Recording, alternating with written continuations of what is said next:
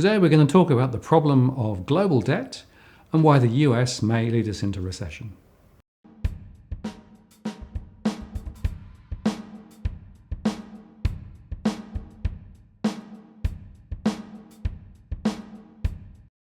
Hello again, I'm Martin North, the Principal of Digital Finance Analytics.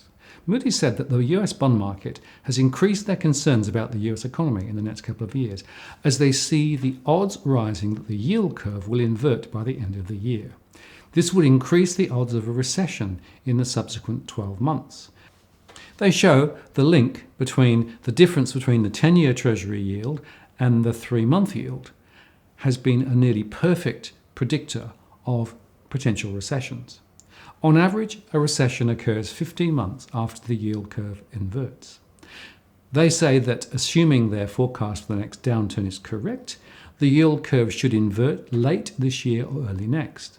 And this poses some downside risk. As the yield curve flattens, it could weigh on the collective psyche, particularly among investors. Investors are a fickle bunch, and the further flattening in the yield curve could increase the odds of a sudden decline in stock prices, which, if significant and persistent, could have noticeable economic costs. Knowing why the yield curve is flattening is important in assessing whether there should be concern about growth this year and early next, they say. If it's because the lower long-term rates are fueled by concerns about US growth, that would raise a red flag. This doesn't appear to be the case now, they say, because the 10-year US Treasury yield has been hovering generally between 2.8% and 2.9% since the beginning of February, and is up 40 basis points since the end of 2017. Therefore, the flattening in the yield curve is coming from the short end, which has put the focus on the Fed. But the central bank is only part of the story.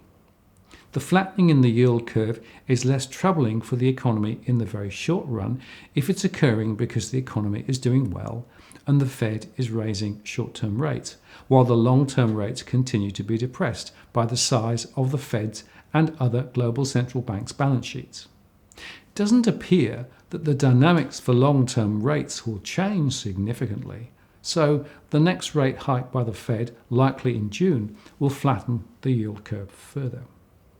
Therefore, the Fed will feel the heat for flattening the yield curve, potentially fanning concerns that it is headed for a policy mistake that will end this expansion. However, the Fed isn't the only reason that the yield curve is flattening.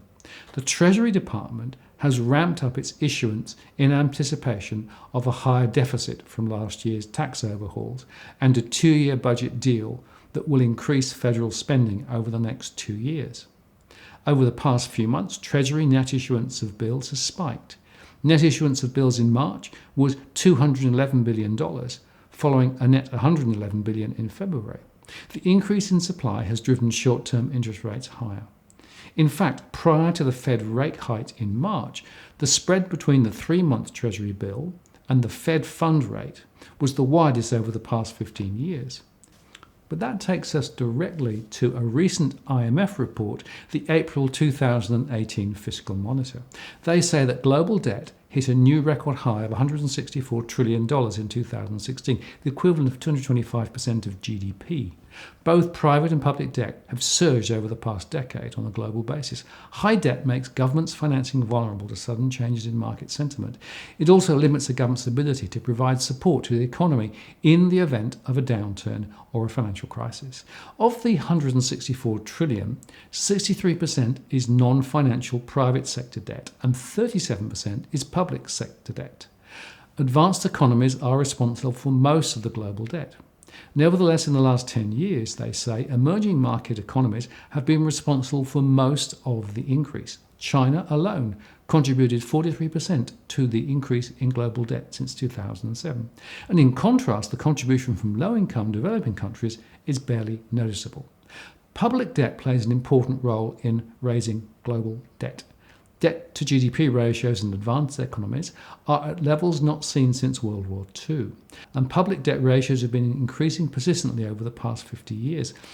In emerging market economies, public debt is at levels seen only during the 1980s debt crisis.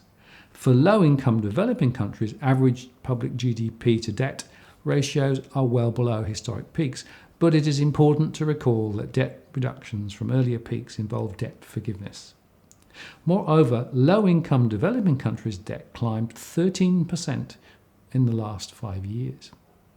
Along with debt, the cost of debt servicing has been rapidly rising in low-income developing countries. The interest burden has doubled in the past 10 years to close to 20% of taxes. The escalating cost reflects in part the increasing reliance on non-concessional debt as countries have gained access to international financial markets and expanded domestic debt issuance to non-residents. There are several reasons why high government debt and deficits are a cause for concern. Countries with elevated government debt are vulnerable to changing financing conditions, which could hinder their ability to borrow and put the economy in jeopardy. Furthermore, historical experience shows that high debt and deficits in a country increases the depth and duration of a recession, such as in the aftermath of a financial crisis, because governments are unable to deploy sufficient fiscal support to the economy.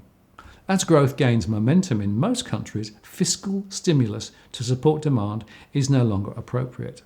At the same time, fiscal multipliers, which measure the short-term impact of changes in taxes or spending on output, are expected to be smaller. This implies that the benefits from short-term fiscal stimulus are limited and the economic costs of reducing debt and deficits relatively smaller. Reducing debt and deficits now will diminish a country's vulnerability to changing market sentiment. It will also ensure that policymakers have sufficient resources to act in case of a downturn, precisely when fiscal multipliers are larger. Overall, their forecasts indicate that debt to GDP ratios would come down over the next 3 to 5 years in most countries, but this hinges on countries delivering fully on their policy commitments. There is no room for complacency, they say. Of note, public debt ratios are forecast to come down in all advanced economies except one. In the United States, the revised tax code and the 2-year budget agreement led to an expansion in the level of economic activity until 2020. These measures will give rise to overall deficits above $1 trillion over the next 3 years, which is more than 5% of GDP. This adds to the rising trend in government debt, bringing it to 170% of GDP by 2023. Their forecasts are qualitatively similar to those recently published by the Congressional Budget Office, and that, we think, would be sufficient to potentially trigger a recession in the United States, and that would create spillover effects in other economies, including in Australia. So the IMF urges policymakers to avoid fiscal policies that provide unnecessary stimulus when economic activity is already picking up. Instead, they say, most advanced emerging markets and low-income developing countries should deliver on their fiscal plans and put deficits and debt firmly on a downward path. They should also enact fiscal reforms that increase productivity and promote human and physical capital. But the indicators from the US suggest that there will be more financial instability ahead, and it risks being the trigger of the next financial crisis. So, recalling our 4 scenarios, as we discussed a few weeks ago, you can see that scenario 4, the Armageddon scenario, is increasingly potentially likely.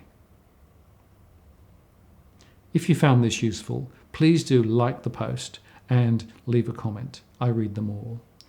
And if you have subscribed already, thank you, I really appreciate your support. And if you have yet to subscribe, please do so to receive future alerts. I'm Martin North, the Principal Analyst at Digital Finance Analytics. Many thanks for taking the time to watch.